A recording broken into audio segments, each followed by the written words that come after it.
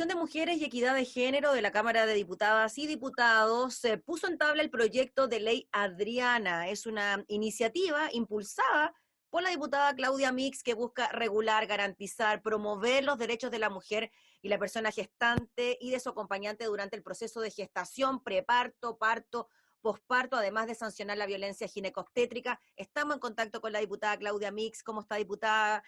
Muchas gracias por recibirnos. Gracias a ustedes, de verdad, por la entrevista.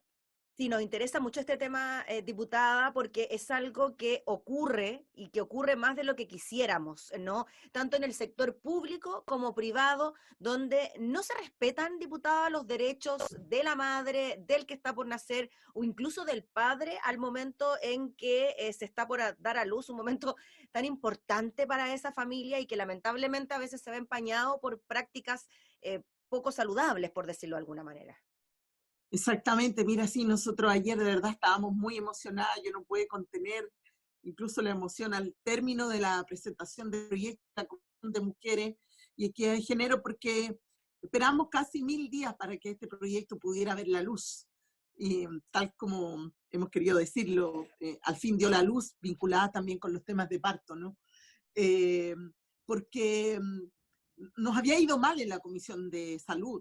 Este proyecto, cuando los ingresamos, además fue producto de un trabajo mancomunado, de una mesa que se crea, que se llama la Mesa de Parto Respetado, donde hay más de 12 organizaciones que son parte de esta mesa.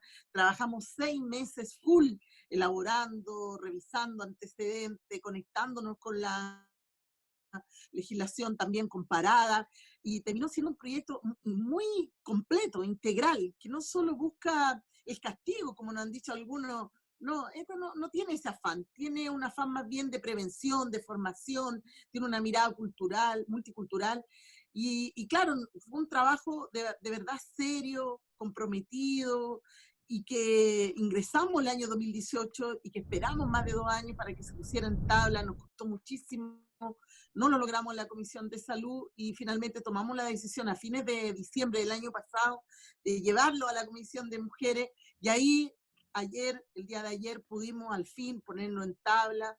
Yo le agradezco a la Comisión de Mujer que pudo empatizar y conectarse con este proyecto, porque tal como tú lo dices, es un problema invisibilizado, naturalizado por décadas, porque habemos muchas que nos ha tocado vivir un episodio traumático de esa naturaleza, y es algo que jamás en la historia se nos olvida.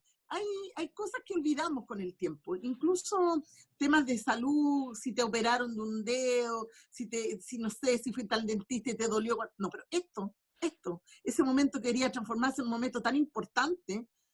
Cuando se transforma en un momento traumático, jamás en la vida. Fíjate que nosotros dentro de las organizaciones que están en la Mesa de Parto Respetado, hay una plataforma que se llama 1000 Relatos Más.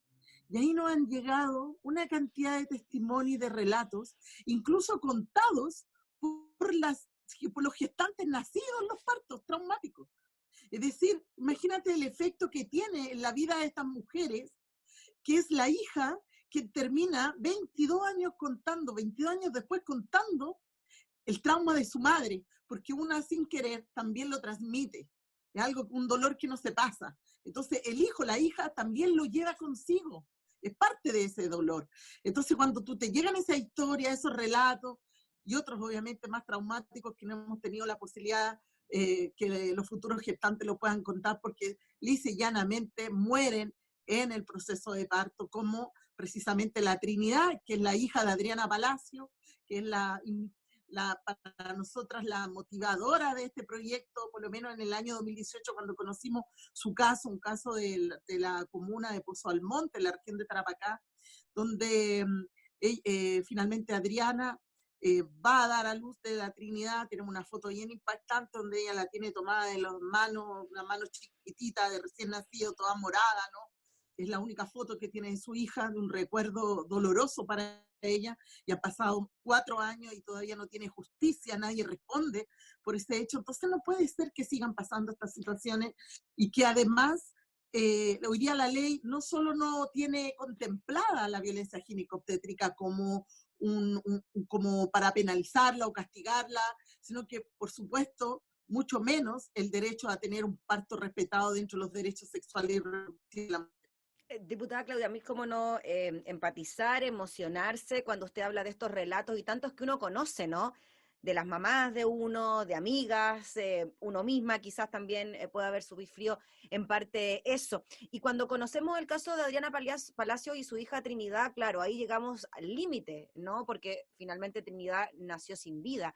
Pero cuando hablamos de violencia ginecobstétrica, diputada, ¿de qué estamos hablando? Para que todos los que nos están viendo y escuchando entiendan. ¿De qué tipo de escenarios, por ejemplo, estamos hablando de que una mujer o una familia es víctima de este tipo de prácticas? Mira, en muchos, de hecho, por eso nosotros ampliamos más que violencia obstétrica solamente, también entendemos que en nuestro país se ha cometido un tipo de violencia que viene incluso desde el momento en que las mujeres en edad adolescente van a un CEFAM, van a su consultorio a buscar, por ejemplo, la pastilla del día después y les es negada, o van y se les entrega una pastilla defectuosa, no es un invento, lo vimos hace poco, las denuncias, ¿verdad?, de muchas mujeres de casos que habían tomado, digamos, las pastillas anticonceptivas que venían defectuosas del laboratorio y que el Estado, más allá de multar al laboratorio, se lava las manos, no se hace cargo, porque esos fueron entregados en servicios públicos. Incluso ayer, en la exposición de la abogada de la Fundación OVO, comentaba que uno de los casos que se embarazó producto de la falla de la pastilla anticonceptiva, más encima en su momento de parto, sufrió violencia ginecobstétrica. Es decir, es algo realmente más común de lo que nos imaginamos, lamentablemente, mucho más común, pero además que se repite, como tú muy bien decías, en todos los servicios de salud públicos de nuestro país, pero también privados, en menor tenor, por cierto, pero igual. Incluso hay datos que son preocupantes del aumento de casos de cesárea en nuestro país. No es casualidad, porque como la salud está puesta al foco en el mercado, más que en el derecho, ¿no? La cantidad de cesárea es preocupante. Fíjate que a nivel mundial lo aceptable es un 20%, entre un 14 y un 20%. Y en Chile tenemos porcentajes de aumento de cesárea por sobre el 60%. Es decir, no puede ser que tú vayas a parir un acto de total naturaleza, no te vas a operar, es decir, no vas a una intervención quirúrgica y terminas operándote, ¿no? Entonces, hay cosas que de verdad a nosotros nos preocupan. Obviamente, este proyecto, hay principios que lo sustentan, que para nosotros no es menor. Nosotros hemos intentado que en este proyecto, como te decía al principio, no solo describa lo que es la violencia ginecobstétrica, las sanciones, sino que también hay principios para nosotros que son fundamentales, que deben existir en el parto respetado, que en el fondo es lo que nosotros estamos buscando con este proyecto de ley. Ojo, muchas de las críticas que al inicio de este trabajo recibimos era que solo buscábamos lo punitivo, el castigo. No es así. Nuestro fuerte del proyecto es que finalmente en nuestro país tengamos el derecho a un parto respetado, un parto humanizado, que se basa principalmente en los principios de dignidad en el trato, cuestión que ya, por lo menos en los casos denunciados, no existe, principio de la autonomía de la mujer, una cuestión que los movimientos feministas vienen reclamando hace mucho tiempo. El tema de la autonomía tiene que ver con decidir qué tipo de parto quiero yo. Claro, pueden haber circunstancias que tienen que ver con la vida de la madre, la vida que está por nacer, que se tienen que tomar en un momento de urgencia, ¿no? Eso se entiende. Pero también tiene que ver con esa decisión de decir, a ver, yo quiero un parto normal, quiero un parto natural, quiero una cesárea, y así, ¿no? Exacto. Naturalmente en nuestro país, que los médicos son los que saben, los profesionales son los que saben. Entonces toman decisiones sin consultar a la madre, al padre o al acompañante. No se consultan, toman decisiones entre ellos, solamente abre las piernas, cierra las piernas, te vamos a poner anestesia, siéntate, párate, acuéstate, tienes que esperar 12 horas, no hay explicación, no son parte de las decisiones. Por eso que este principio de la autonomía de la mujer nos parece además que es fundamental y se vincula al otro principio que tiene que ver con la privacidad y la confidencialidad, porque también hay decisiones que son tomadas en los equipos de salud, donde no son consultadas también a las madres, por ejemplo, de estudiantes que estén ahí probando, los becados, algunas mujeres han sido parte de investigaciones y nunca se enteraron, ¿te fijas o no? Y, por supuesto, en el principio de la multiculturalidad, porque también tenemos mujeres indígenas, también tenemos mujeres migrantes que tienen, obviamente, características particulares. Tú sabes que hoy día la mayoría de las mujeres indígenas piden la placenta para llevársela y enterrarla en su espacio espiritual. Y, por tanto, ese tipo de cuestiones tienen que estar incorporadas y ser respetadas. Nosotros hemos incorporado en este proyecto una cuestión que en algunos países son ley. Y nosotros estamos atrasadísimos en eso, que es que toda mujer tenga derecho a elaborar un plan de parto. Yo tengo este plan de parto que trabajé con mi doula, o trabajé con mi matrona, o trabajé con mi matrón, etcétera. Y el momento que llega el momento de parir, yo me lo llevo y lo llevo donde yo decidí. Y ese plan se respeta, al menos, obviamente, tal como tú lo decías, frente a una emergencia, frente a una situación de peligro de muerte o algo, obviamente, conversado con la madre, con la pareja, se tomará una decisión distinta. Pero entonces incorporar este plan de parto y que sea respetado a nosotros nos parece que es un tremendo avance. Mira, Gabriela, nosotros entendemos que hay problemas estructurales en el sistema de salud pública, no somos ciegos para no verlo. Entendemos que hay problemas de recursos, de estructura, de cuestiones que hay que efectivamente solucionar, que esta ley no va a poder de un día para otro solucionarlo, pero es un avance. Ponemos a la vista un derecho que hoy día no está incorporado, que es un derecho al parto respetado, y incorpora también todos los derechos, tal como tú lo mencionabas al principio, que contemplan los procesos de gestación, de preparto, posparto, incluso las causales en aborto que están establecidas en la ley. Porque tampoco las mujeres son muy bien tratadas cuando van a pedir que se les aplique una de las causales del aborto, teniendo los argumentos, una violación o que esté en peligro de muerte, tampoco son tan bien tratadas. También hay denuncias de malos tratos en esos procesos que deben ser doblemente dolorosos para cualquiera de ellas. Y quizá, Entonces, diputada, disculpe también, lo que hemos visto es que en el sector privado las condiciones han ido mejorando, claro, hay un tema de recursos también, pero se ve como de alguna manera u otra lo que se intenta es generar, por ejemplo, un mayor apego entre el recién nacido y la mamá al momento de parir, ya sea por parto natural, ya sea por una cesárea, generar algún tipo de vínculo que tenga que ver también con la lactancia, que tenga que ver con el padre que esté presente en esas circunstancias. Eso quizás puede ser imitable, ¿no? En el sector público, tener una especie de esquema universal, de forma en que tiene que llegar un hijo al mundo y que no tengamos que pasar por este tipo de situaciones en que se vulneran los derechos, como lo decíamos, de la mamá, de la guagua y también del papá en muchas ocasiones. exactamente, mira, hay algunos ejemplos, hay esfuerzo en algunos hospitales, pero chocan con temas estructurales. Por eso nosotros hemos también hecho un llamado a los profesionales de salud, sobre todo aquellos que están dentro del pabellón en los procesos de parto, que esto no es un proyecto en contra de ellos, es con ellos, incluso considerando que en vez de que el sistema los obligue a atender 20 partos diarios, puedan atender 10. Eso significa aumentar el número de profesionales para estar pendientes de ese proceso de parto y no de 10, 20 al mismo tiempo. ¿Te fijas? No, obviamente, nosotros entendemos y comprendemos que hay problemas estructurales, pero por eso es que tenemos que avanzar todos juntos en mejorar no solo las condiciones de los profesionales, las condiciones físicas, estructurales, biológicas, sino que también, por supuesto, las del paciente.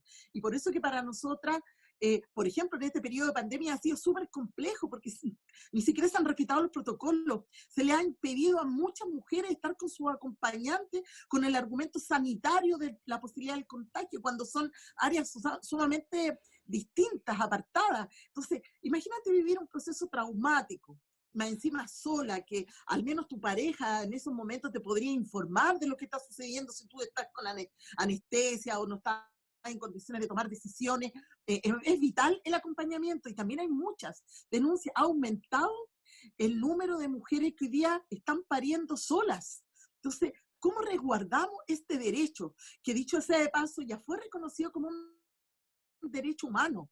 Y el no respeto de este derecho hoy día también se considera una violación a los derechos humanos de las mujeres cuando no se respeta el derecho a parir en un entorno amigable, saludable, donde somos parte de las decisiones, donde, como tú muy bien dices, el apego, el vínculo con el recién nacido no se pierde.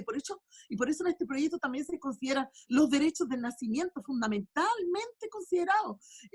Consideramos los derechos en relación a todos estos procesos de la mujer, porque nosotros hemos insistido en que este proyecto no solo puede mirar el momento del parto, todo lo que ocurre antes, todo lo que ocurre después es fundamental para la vida, no solo de esa mujer, como te comentaba, este caso de 22 años después, la recién nacida de ese momento cuenta lo traumante que ha sido para ella como familia, tener ese recuerdo que se pasa de generación en generación, ¿no? Y que existe el temor eterno de volver a tener un hijo, dudan de tenerlo, ya no lo voy a tener en el hospital público, me voy a ir a una privada pensando que va a ser sumamente distinto y a veces es igualmente traumático, porque los profesionales que atienden en los hospitales públicos son los mismos que atienden en los sectores privados. Yo me refiero a los profesionales, médicos, etc. Ahí está el problema. Cómo nosotros modificamos las mallas curriculares de las escuelas de matronería en nuestro país y ponemos contenido de género ahí. Damos esa herramienta para estos nuevos profesionales. Yo te quiero decir, estimada, que hoy día hay una organización que se llama ASOMAT, que es la Asociación Nacional de Matronas, que es, esta asociación se sale del Colegio de Matronas, precisamente porque son matronas jóvenes, matrones jóvenes, que en violencia ginecobstétrica, postura diametralmente distinta a la que ha tenido hasta ahora el Colegio de Matronas, que no quiere reconocer lo que sucede en nuestro país. En la mesa de parto respetado están en forma bien activa trabajando las profesionales del nacimiento, decimos nosotras, porque han estado por mucho tiempo luchando por los derechos del nacimiento, no solo de la madre, sino que también del recién nacido, y creemos que ha sido un tremendo aporte, porque están dispuestas a modificar las prácticas que se han instalado como normales, y ese es el problema, ¿no? Que reciba malos tratos una mujer, más allá de lo aceptable, ¿no? O sea, nosotros creemos que la postura de ella es fundamental para cambiar esa dinámica, y por eso es que apostamos a que se hagan cambios en las mallas curriculares de las distintas escuelas de matronería, que se le entreguen más herramientas relacionados con los derechos sexuales y reproductivos, sobre todo con esta perspectiva de género que tiene este proyecto.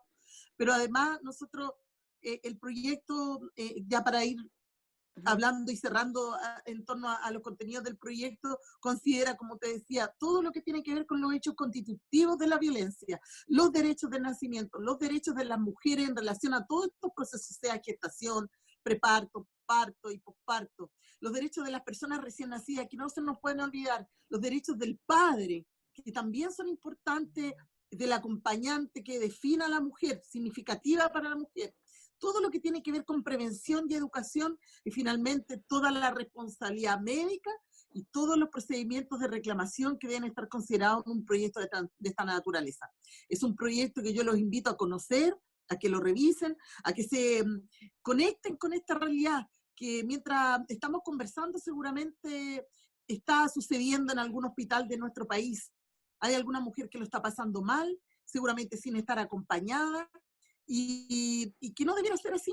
Por eso yo lamento estos 1000 días de retraso, porque estoy segura que a lo mejor el caso de la Rafita Belli no hubiese sucedido si hubiéramos tenido una ley que hubiera podido impedir al menos la cantidad de abusos que sufrieron ellos y que hoy día tiene con un daño irreparable, irreversible para esta niña. Entonces, la invitación es de verdad a conocerlo, a conectarse. Yo estoy segura que todas y todos nosotros conocemos algún caso de alguna mala experiencia traumática. En estas conversaciones que se dan en las casas, en los grupos familiares, siempre conocemos a alguien que fue a parir y que lo pasó mal.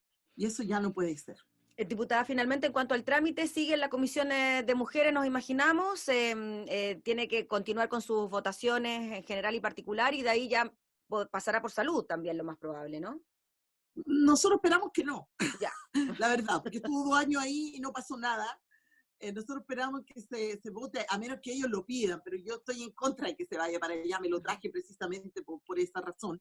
Creo que la Comisión de Mujeres, que en forma transversal, porque debo recordarles también que este proyecto fue firmado por parlamentarias del oficialismo también, entonces nosotros esperamos que no haya problema en despachar este proyecto para nada. Lo que sí yo espero que no sea de fácil despacho. Fíjate tú, después de haber esperado todo este tiempo, yo creo que es necesario escuchar los testimonios, yo creo que es necesario escuchar a las organizaciones y que después se despache como tiene que ser y que en la sala podamos votarlo como corresponde y ojalá las senadoras de hoy día, digamos, también tengan la disposición para hacerlo avanzar y que tengamos luego incorporado en esta larga lista de tipos de violencia contra la mujer este tipo de violencia que ha sido tan invisibilizada y que tantos daños y tristeza ha causado en tantas familias. Ya, pues, diputada Claudia Mix, le agradecemos enormemente por el contacto para hablar de este tema y seguiremos muy de cerca lo que pueda ocurrir en la Comisión de Mujeres con la tramitación de esta iniciativa. Que esté muy bien. Muchas gracias, nos hablamos. Un Gracias, abrazo, diputada. gracias. La diputada Claudia Mix hablando entonces sobre este proyecto que sanciona la violencia ginecobstétrica.